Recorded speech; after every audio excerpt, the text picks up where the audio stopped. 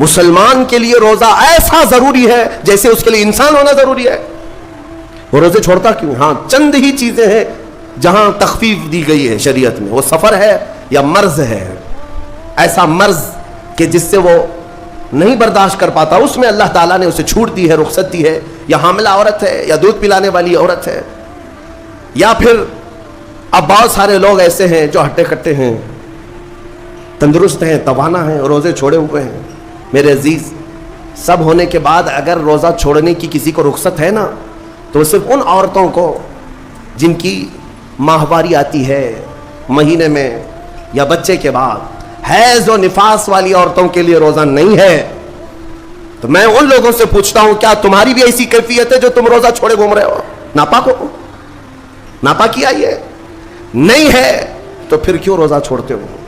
ایک روزے کو چھوڑنے کی سزا حدیث میں بتائی گئی 900 سال دوزخ میں رکھا جائے گا. 900 سال. اب کیلکولیٹ کرو، اگر تمہاری زندگی کے روزے قضا ہیں تو کتنے 100 سال جائیں گے. اس لیے میرے عزیزو، جب تک طاقت ہے روزے فی الحال کے رکھو ہی رکھو. اگر پیچھے کے چھوٹے ہیں تو اسے بھی پہلے کمپلیٹ کر لو، ورنہ قیامت کے دن کی سزائیں نہیں برداشت کر پاؤ گے، بھگت نہیں پاؤ گے. یہ ہم جو بار بار کہتے ہیں آپ کے روزہ رکھنے سے میرا کیا ہے، ہم تنبیہ صرف اس لیے کرتے ہیں کہ قیامت کے دن اللہ تعالیٰ کے عذاب میں گرفتار نہ ہو جاؤ، عذاب میں گرفتار نہ ہو جاؤ.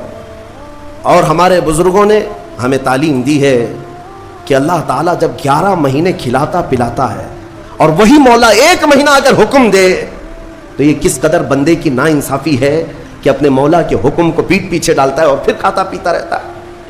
کیا اسے اپنے رحمان کی رضا کی اتنی بھی فکر نہیں ہے کہ یہ میرے مولا کی رضا ہے روزہ؟ اسی لیے تو اس مولا نے فرمایا روزہ میرے لیے ہے اور اس کی جزا کچھ نہیں، میں خود بندے کا ہو جاؤں گا. الصوم لی وانا اجزا بہ. اور ایک حدیث میں عجزی بھی پڑھا گیا، یعنی روزہ میرے لیے ہے اور میں ہی اس کی جزا ہوں، میں ہی اس کی جزا ہوں. مطلب یہ ہے کہ دوسرے اعمال کی جزا میں جنت ہے، محلات ہے، الگ الگ ثواب ہے، لیکن روزے کے متعلق مولا نے فرمایا میں خود ہی اس کی جزا ہوں.